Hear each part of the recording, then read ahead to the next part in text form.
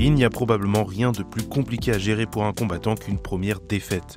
Le MMA est très différent de la boxe anglaise sur ce sujet, en ce sens qu'une défaite ne signifie pas une fin de carrière et bon nombre de combattants ont su rebondir, se reconstruire après avoir perdu plusieurs combats et ont même fini par toucher l'or mondial. D'ailleurs, on ne compte plus les athlètes vantant les mérites d'une première défaite car comme on dit, le succès est un mauvais professeur et perdre assez tôt dans une carrière peut permettre à un athlète de se remobiliser et de se concentrer sur certains points essentiels. Un sujet assez pertinent dans l'actualité à l'heure où deux gros prospects chez les poids coqs viennent de perdre pour la toute première fois. Mais parfois, ce sentiment de première défaite est exacerbé par le fait qu'elle intervient lors d'un combat de ceinture, au sommet du sport et au moment où il ne fallait absolument pas se louper. Il est probablement plus difficile d'apprendre à perdre aussi proche du but et certains combattants ne s'en sont tout simplement jamais remis. Il est d'ailleurs très intéressant d'observer le retour d'un combattant qui vient de connaître son premier revers à un très haut niveau. On surveillera par exemple dans le futur le retour de Umar Nurmagomedov et de Ian Gary par exemple. Mais aujourd'hui, on va parler de ceux qui n'ont plus jamais été les mêmes après avoir connu cette première défaite dans un combat de titre à l'UFC et qui n'ont jamais pu retrouver les sommets du sport. Vous êtes sur la chaîne des Journeymen et voilà 10 challengers invaincus qui ne se sont jamais remis d'une défaite pour la ceinture de l'UFC.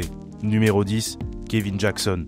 On va réveiller de très vieux souvenirs avec Kevin Jackson. L'ancien lutteur médaillé d'or aux Jeux Olympiques de 1992 a eu une carrière très éphémère dans le monde du MMA. Son statut de légende de la lutte américaine lui a ouvert les portes de l'UFC après seulement un combat professionnel et en 1997, il participe à l'UFC 14, un tournoi de 4 hommes qui allait déterminer l'adversaire de Frank Shamrock pour la ceinture inaugurale des poids mi-lourds. Sa supériorité technique lui a permis de surclasser Todd Butler et Tony Fryklund en un temps record et même si Shamrock était sur le point de devenir une force dominante à l'UFC pendant de longues années, beaucoup de fans voyaient en Kevin Jackson une figure crédible pour devenir le premier champion de la catégorie. Après tout, c'était un athlète qui avait représenté les États-Unis au plus haut, qui avait remporté l'award John Smith du lutteur américain de l'année en 1995 et globalement, il était une présence extrêmement prestigieuse pour une promotion qui se cherchait en crédibilité. Mais si vous connaissez votre histoire du MMA, vous savez que c'est Frank Shamrock qui a remporté ce combat et a porté la promotion sur son dos pendant plusieurs années. D'ailleurs, il n'a fallu qu'à Frank que 16 secondes pour soumettre Jackson, prouvant qu'il y avait déjà une différence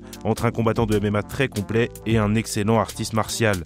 Il abandonne sa carrière de MMA un an plus tard, mais pas avant d'avoir participé à l'un des meilleurs combats des premières heures de l'UFC contre Jerry Bollander en 1998. Il est revenu sur son court passage dans la promotion en 2022, indiquant que la défaite contre Frank Shamrock l'avait complètement démoralisé, mais qu'avec du recul, il aurait pu vraiment dominer le sport s'il s'était donné un peu plus de temps.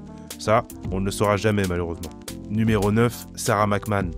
Sarah McMann s'est lancée dans le MMA après une exceptionnelle carrière de lutteuse, médaillée d'argent aux Jeux Olympiques d'Athènes et aux Championnats du Monde en 2003. La pensionnaire de la Team Alpha Male a pris plusieurs années pour préparer sa transition. Et le moins que l'on puisse dire, c'est que ça a payé. Au début des années 2010, elle a entamé une série de 7 victoires de rang qui l'ont vu ne rencontrer que très peu d'opposition et engranger notamment des succès contre Shayna Baszler et la future championne de l'Invicta, Tonya Evinger.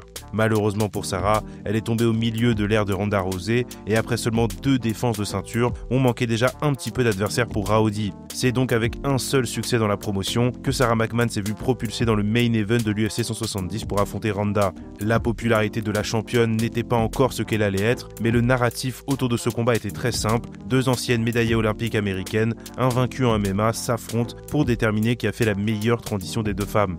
Spoiler, c'était Ronda et d'assez loin. Pour toutes les critiques qu'on peut émettre sur le niveau d'opposition de Ronda Rousey au début de sa carrière, elle était largement au-dessus de la mêlée pendant de longues années et Sarah McMann n'a pas fait exception. Un genou au corps a eu raison de la lutteuse, même si Herb Dean s'est un petit peu empressé d'arrêter le combat à mon sens. Les deux femmes n'auraient pas pu avoir une suite de carrière plus distincte que ça, Ronda allant connaître un succès international et Sarah McMann s'empêtrant dans les profondeurs de l'UFC, alternant victoires et défaites et ne connaissant plus jamais de coup d'éclat. Numéro 8, Gil Castillo. Dave Menney était un grand monsieur des premières heures du MMA. Il n'est presque jamais mentionné par l'UFC, mais il a combattu aux 4 coins du globe, remporté plusieurs tournois et même combattu en poids lourd lors de la toute première édition du tournoi Kings of Kings du ring. C'était un globe-trotter capable de concourir dans diverses catégories de poids et d'y exceller, notamment grâce à sa lutte. Sa victoire contre Carlos Newton au Koweït lui a ouvert les portes de l'UFC et il a concouru pour la ceinture inaugurale des poids moyens contre l'invaincu Gil Castillo. Castillo, lui, a fait ses armes sur la scène californienne et selon toute vraisemblance, ressemblance, il avait tout ce qu'il fallait pour devenir une figure de proue du MMA. Après tout, il venait de battre Ned Marquardt, alors champion des poids moyens du Pancras, et surtout, il était un élève de César Gracie. Même si la famille Gracie s'était éloignée de l'UFC, le nom avait tout de même encore un poids énorme, et il a suffi à intriguer les foules. Beaucoup de pression était alors mise sur Castillo le jour de l'UFC 33, d'autant plus qu'à 35 ans, il n'avait probablement plus beaucoup de chances de se hisser au sommet de la hiérarchie mondiale. Malheureusement pour lui, l'expérience de Dave Meney a parlé ce soir-là et il est devenu le tout premier champion des poids moyens de l'UFC, infligeant à Gill sa première défaite et le privant d'une soirée dorée. Castillo ne deviendra jamais champion du monde et il finira sa carrière dans l'anonymat le plus total en 2006. Curieusement, ce succès est le dernier grand de Dave Meney également, qui perdit sa ceinture quelques mois plus tard et finit par retourner sur la scène régionale, alternant les succès contre des inconnus complets et un gros nombre de défaites. Numéro 7, Gray Maynard. Gray Maynard est un exemple d'à quel point des petits détails peuvent complètement altérer le cours d'une carrière. Lors de l'UFC 125, il est passé tout près de battre Frankie Edgar dans le premier round de leur affrontement, mais l'incroyable résilience du champion lui a permis de faire son retard et d'arracher une égalité. Désormais favori pour leur troisième combat, l'invaincu Gray Maynard semblait avoir toutes les armes en sa possession pour devenir champion. Mais alors que le combat se déroulait bien pour lui, Edgar l'a cogné au menton d'un court uppercut pendant une transition et l'invincibilité de Maynard a disparu en même temps que ses espoirs de ceinture. On dit que certains combattants ne sont plus jamais les mêmes après leur premier KO, et ça n'a rarement semblé aussi vrai que pour Gray. 4 défaites lors de ses 5 sorties suivantes, dont 3 finishes brutaux, et voilà que l'homme qui était à quelques minutes de devenir champion du monde n'était plus que l'ombre de lui-même. Il était assez évident que la première défaite de Gray avait profondément heurté sa confiance en lui. Autrefois si entreprenant dans l'octogone, voilà qu'il combattait sur le reculoir, subissant les guerres au lieu de les dicter. Après avoir changé de camp plusieurs fois, puis de catégorie de poids, il décide de ranger les gants en 2018 après une nouvelle défaite par KO, mais les espoirs de ceinture avaient disparu depuis de longues années. Numéro 6, Kat Zingano. Avec Kat Zingano, s'est ouvert le débat un peu houleux de l'attirance physique comme élément marketing à l'UFC. Évidemment, c'était un petit peu le cas, mais il était très injuste de réduire Kat à cela, surtout qu'en route vers l'obtention d'un combat de ceinture contre Ronda Rousey, elle a fini 3 futures championnes de l'UFC, dont une certaine Amanda Nunes. C'était d'ailleurs la dernière défaite de Nunes avant qu'elle n'entame son règne sans partage de plus de 7 ans sur le MMA féminin. Tout ça pour dire que contrairement à ce que certaines de ses collègues combattantes pouvaient suggérer à l'époque, c'était déjà l'insupportable Juliana Peña à la baguette, Kat a mérité son combat de ceinture contre Ronda Rousey, et oui, elle était très loin d'en être la favorite, mais on était au milieu d'une époque où aucune combattante de la planète n'aurait été favorite contre Ronda. Mais pour ce que ça vaut, Kat était peut-être l'adversaire la plus coriace de Rousey à date sur le papier, des victoires contre d'anciennes challengeuses à la ceinture, une série d'invincibilités au cours de laquelle elle n'avait pas vraiment été mise à mal, et surtout, une capacité assez rare pour une combattante à finir les combats. Le nombre de décisions chez les féminines était assez hallucinant à l'époque, et Kat était un vrai vent d'air frais dans la division. Mais vous savez quelle vidéo vous regardez, donc vous vous doutez d'un peu comment tout ça s'est fini. Ronda a soumis Kat avec une clé de bras en 14 secondes. Déjà, prendre un KO en 14 secondes c'est une chose, mais aller au sol, réussir à trouver la position et soumettre dans ce temps, c'est absolument aberrant. Ronda était tout simplement inarrêtable à cette époque et beaucoup de combattantes en ont pâti. Parmi elles, Kat qui est retournée dans les abysses de la division presque aussi vite qu'elle en avait émergé, et après une nouvelle défaite à l'UFC, elle s'en est allée vers le Bellator où elle combat encore à ce jour. Numéro 5, Shane Carwin. Certains d'entre vous ne connaissent peut-être Shane Carwin qu'à cause de la taille de ses mains. Je vous mets une petite photo en illustration pour que vous compreniez bien à qui avaient affaire les poids lourds de son temps. Shane était terrifiant à bien des égards. De ses débuts à l'UFC jusqu'à son combat contre Brock Lesnar, il n'a tout simplement pas vu le second round. Shane était un bulldozer, terrassant tout le monde sur son passage, et ses victoires contre Gabriel Gonzaga et Frank Mir étaient d'une rare brutalité. Voilà un poids lourd absolument titanesque, avec des mains de la taille d'une pelle qui massacre tout le monde. Shane Carwin était peut-être l'homme le plus simple à mettre en avant. D'ailleurs, son combat de ceinture de l'UFC 116 contre Brock Lesnar était titré le plus grand combat de poids lourd de l'histoire par l'UFC. Évidemment, c'était du marketing, mais il ne l'aurait pas fait s'il n'y croyait pas quand même un minimum. Bref, l'UFC 116 était le moment pour Shane de transformer l'essai et de prendre son envol. Battre Brock Lesnar aurait été une rampe de lancement formidable pour lui, mais vous connaissez la chanson, il a bien sûr perdu ce combat. Il a presque mis Lesnar KO dans le premier round, mais le champion a survécu et a soumis son challenger dans la seconde reprise. Une défaite crève-cœur pour Carwin, qui est passé tout près d'un exploit légendaire. Ce combat a littéralement détruit le corps de Carwin, qui a enchaîné les pépins physiques et a mis fin à sa carrière après une seconde défaite contre Junior Dos Santos. Il n'est pas exagéré de dire qu'il ne s'est jamais remis de ce combat contre Brock Lesnar et son nom est d'ailleurs réapparu pour de bien tristes raisons il y a quelques temps lorsqu'il a révélé que les conséquences de sa carrière dans l'octogone l'empêchaient désormais d'exercer son métier d'ingénieur, une histoire qui nous rappelle que même un combattant qui restait invaincu presque tout au long de sa carrière n'est pas à l'abri des conséquences de ce sport sur l'organisme. Numéro 4, Karolina Kowalkiewicz. Alors que la majorité des combattantes de l'époque sortaient de l'Invicta ou du Strikeforce, Karolina Kowalkiewicz a connu une trajectoire assez singulière pour son temps. Lorsqu'elle a signé à l'UFC, elle était championne en titre du KSW en Pologne, elle était déjà une star en Europe de l'Est et surtout, elle avait déjà combattu devant des audiences que certains combattants de l'UFC ne verront jamais de leur vie. On n'était pas au niveau de ce dont est capable le KSW actuellement, mais elle a remporté la ceinture devant près de 15 000 personnes, ce qui est quand même très impressionnant pour l'époque. Surtout, elle est arrivée à l'UFC avec un vrai bagage technique et un style très agressif qui était la marque de fabrique d'une autre polonaise de sa catégorie, ma combattante préférée de tous les temps, Joanna Jędrzejczyk. Il semblait inévitable que les deux athlètes se rencontrent. Deux combattantes polonaises, invaincues au style ravageur, l'histoire était presque trop parfaite. Surtout qu'elles s'étaient affrontées en amateur et que c'était l'occasion de régler des comptes. Joanna a remporté la ceinture de l'UFC l'année précédente et l'avait déjà défendue 3 fois en moins d'1 an, mais beaucoup voyaient en Karolina le test qui pourrait enfin faire tomber celle qui était sur le point de devenir l'une des meilleures combattantes de l'histoire. Cerise sur le gâteau, ce combat s'est déroulé pour la première de l'UFC au Madison Square Garden, autant dire que niveau prestige, on pouvait difficilement faire mieux. Mais le soir de l'UFC 205, Karolina n'avait pas vraiment l'air dans son assiette. Peut-être un peu impactée par l'enjeu et par la pression, elle s'est faite rouler dessus pendant 5 rounds par la championne en titre. Une performance très surprenante de Karolina, qui était d'ailleurs sur le point de connaître une série de revers assez vertigineuse. On ne reverra plus jamais la Karolina dominante qui avait impressionné au début de sa carrière, et de 2018 à 2021,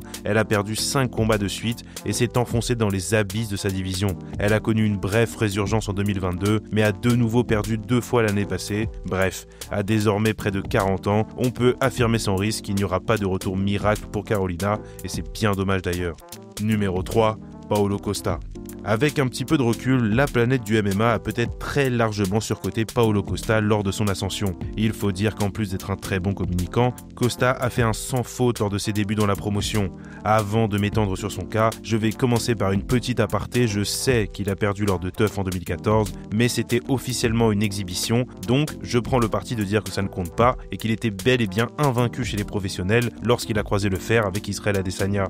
Dans une division des poids moyens qui se cherchait un second souffle, Paulo a eu un parcours relativement tranquille jusqu'à la ceinture. En affrontant l'ombre de Johnny Hendricks et un Uriah Hall en grande difficulté, Borrachina a validé son opportunité de titre avec une victoire convaincante contre le toujours très virulent Yoel Romero. Mais le soir de l'UFC 253, Paulo Costa est tombé sur un os. Lui qui s'était notamment servi de sa physicalité pour traverser une division aux abois, il est tombé sur un Israel Adesanya déterminé à lui montrer qu'il y avait une classe d'écart entre eux, et pour le coup, il y en avait même sûrement plusieurs. Le combat s'est déroulé sous fond de tension entre les deux combattants et Adesanya a fini Paulo Costa dans le second round. Coup dur pour le Brésilien qui allait devoir mériter une seconde chance à la ceinture, mais surtout on allait découvrir les mauvais côtés de Paulo. Pesé raté, combat annulé, longue période d'absence sous fond de renégociation contractuelle. Paulo Costa a rempli le bingo du combattant imblairable, mais surtout il a continué d'enchaîner les défaites.